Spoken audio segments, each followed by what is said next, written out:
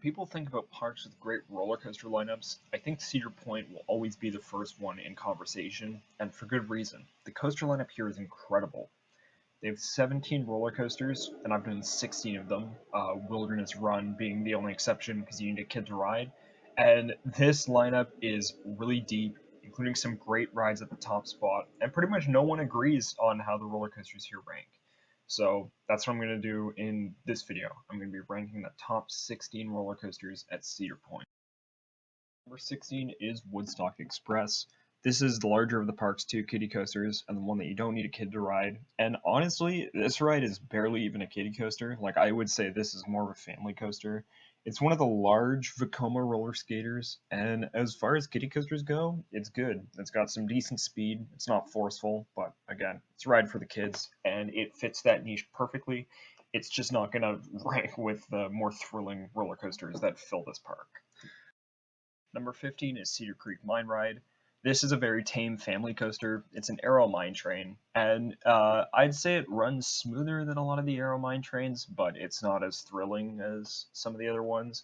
It's really just a ride that, again, is fit for that family audience and does a good job doing that, but doesn't really work as like a big coaster, which is fine. That's not what it's meant to be, but it's coming in towards the bottom just because it's not thrilling.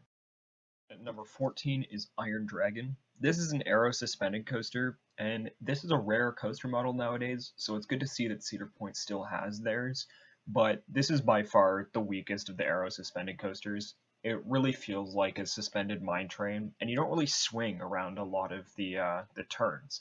That being said, it does give you good views of the park. It really goes around a lot of area, and I like that turn over the water. It's a scenic roller coaster that's not very exciting. So it's like the lack of thrills is why it's staying lower on the list, and it's definitely not as good as the other aero suspended coasters, but it's still a decent ride. I'd ride it if there's no line. 13 is Corkscrew. This is the park's aero looper, and it holds the record for the first roller coaster to ever go upside down 3 times. So it is a historic roller coaster. It doesn't hold up very well today, but it's not as bad as a lot of people say it is. It's pretty smooth. I think the issue is just that it's like kind of just a short ride that's not very exciting by today's standards, but it's got a couple fun moments. The loop has some good positives. The airtime hill actually gives some pretty good airtime, and overall, it's an alright ride. It's very scenic going over the midway. It's definitely my least favorite of the major thrill coasters at Cedar Point, but it's still an alright coaster. Number 12 is Rougarou. This is one of 4 B&Ms in the park, and it is my least favorite B&M in the park. Not because it's rough, actually. I don't think it's that rough. I'm just not a big fan of the ride elements. Compared to the ground-up floorless coasters, the stand-up conversions tend to not be nearly as intense, which I think is interesting because I did get to do this as Mantis, and I liked it a lot better. It was a lot more intense. It was a much better coaster overall. I think it's because the floorless coasters have lighter trains, and also the heart lining on these is designed for stand-up coasters. So as a result, Rigor is kind of just a meh coaster that doesn't leave much of a taste in my mouth. So yeah, that's why it's coming in lower on the list. It's a very visually impressive ride, and it's massive, but it's just not as good as the other floorless coasters or many of the other great roller coasters at Cedar Point. Just barely missing the top 10, taking the number 11 spot, is Blue Streak. This is the park's classic wooden roller coaster, and as a fan of wooden roller coasters, this ride does appeal to me quite a bit. It's running very well for a ride of its age. It's really not that bumpy at all, even on a wheel seat, and it gives some good airtime on almost every hill. Is it the most exciting or thrilling wooden roller coaster in the world? No, definitely not, but it serves its place in the park as its only wooden roller coaster, and it's a really fun ride. Number 10 is Gemini, an aerodynamics high road coaster that, while it doesn't look that impressive, proves that just because a ride doesn't look the greatest doesn't mean that it can't be an awesome ride, because Gemini is really good. It's got some good moments of both floater airtime and ejector airtime, a great first drop, and the aspect of it being a racing coaster helps it greatly too.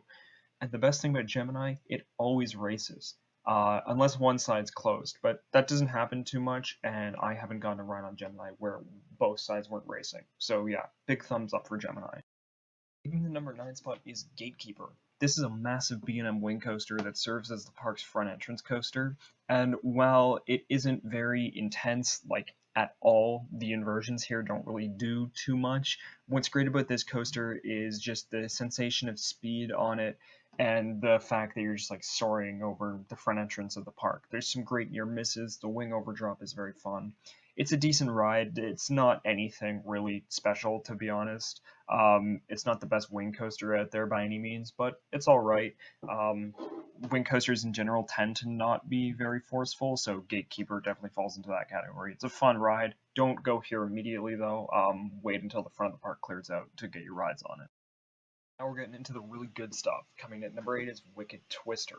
This is an intimate twisted impulse coaster, which means that both spikes on it twist, and it's also the tallest inverted roller coaster in the world, standing over 200 feet tall.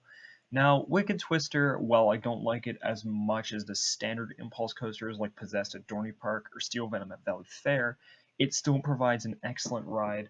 I love these things. The launches have some kick to them, and I just love the feeling of weightlessness as you ascend the vertical spikes and fall back down.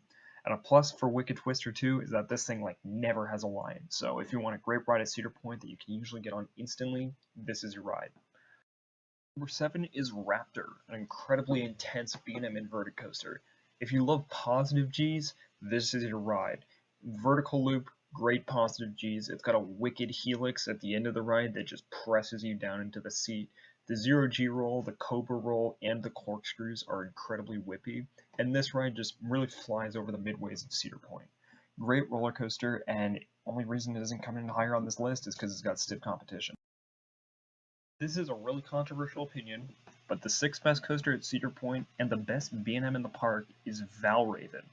This is the park's B&M dive coaster, and I love these things. I'm a much bigger fan of dive coasters than most enthusiasts are, and Valraven is great. The lift hill gives you the best view of any of the roller coasters at Cedar Point. The 90-degree drop from over 200 feet is awesome, and all the inversions on this ride are great. You get really good hang time on the zero G roll, good positive Gs going up into the Immelman, and Valraven is just a blast to ride. Is it as intense as a ride like Raptor? No, but I honestly have more fun on Valraven than I do on Raptor. Only complaint I really have with Valraven is the restraints. This uses the vest restraints, and when you're on a dive coaster, you don't really want vest restraints. You want to be able to float up, and they restrict you quite a bit. So not a big fan of that. I have the same problem with its sister coaster, Yukon Striker at Canada's Wonderland. But Valraven is a lot of fun, and it's my favorite B&M in the park. Number 5 is Top Thrill Dragster. Talk about short but sweet. This jet ride is only like 20 seconds long, but it's one of the craziest 20 seconds you can experience on any roller coaster. That launch from 0 to 120 miles an hour is exhilarating, and shooting up over 400 feet in the air and dropping straight down is fantastic. While I wish it was a little bit longer, I can definitely understand why it's not longer, and it's, for what it is, honestly, I have no complaints. It's a great ride. Only reason it isn't making it a bit higher on the list is because of the length. A couple of the roller coasters above it provide much longer experiences that are still incredibly thrilling over the entire length. You get a rollback on this thing, even better. I have not gotten a rollback on this, unfortunately, but it's something that I would love to experience one day. Number 4 is Magnum XL 200. This opened in 1989 as the first hypercoaster in the world, and it still holds up today as an awesome hypercoaster. This is an airtime machine. Ride this thing in the third row, and every single one of those ejector bunny hills at the end of the ride will rocket you up into the restraints. It's really painful on your thighs because there's not much padding, but who cares when you're getting ejector airtime that strong? A lot of more modern steel roller coasters run really, really smoothly. Magnum does not. This is a really bumpy ride, but it adds to the experience that you get on Magnum. This really feels like a wooden roller coaster, but it's made of steel, is the best way I can describe it, and it's awesome. One of the best hyper coasters out there. At number 3 is Millennium Force. This was the first ever Giga coaster to be built, and it still holds up today as an awesome ride, even 20 years later. While it's not as intense or airtime packed as some of the newer Giga coasters, like the B&M ones, and especially Intimidator 305, it still provides an incredibly fun ride that gives you a great sense of speed. Is it very forceful?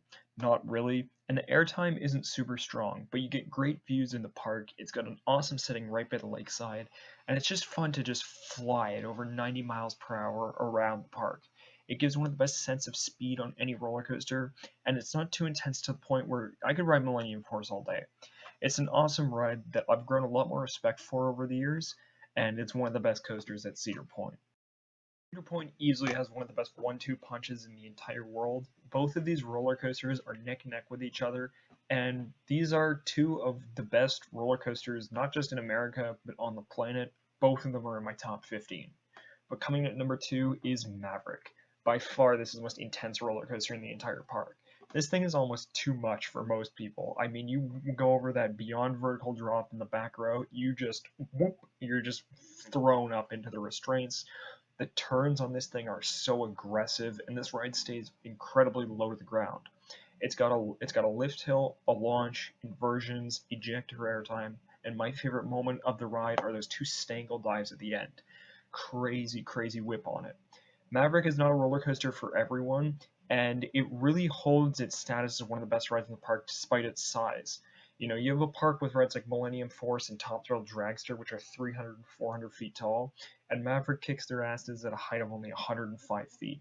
One of the greatest roller coasters ever built, and just barely missing the top spot for best roller coaster at Cedar Point. And number 1 is Steel Vengeance. Every coaster enthusiast ever loves RMC, and this is their magnum opus. Standing at over 200 feet tall, this was a conversion of the Mean Streak wooden roller coaster, which was one of the worst wooden roller coasters ever. It had a terrible layout, and it was really rough, and they converted that into this just masterpiece. If you love ejector airtime, this is the perfect ride for you. Every single hill on this thing delivers phenomenal airtime, especially those last 6 at the end and that outer bank turn. That is crazy. You're sustained sideways, holding incredibly strong ejector moment. The inversions on this thing are great too. It's a lot more whippy than your typical RMC inversions, and this ride isn't too intense that it would be difficult to marathon it. Steel Vengeance always has a really long line, but if it wasn't for that line, man, I'd spend the entire day here just riding it over and over and over again.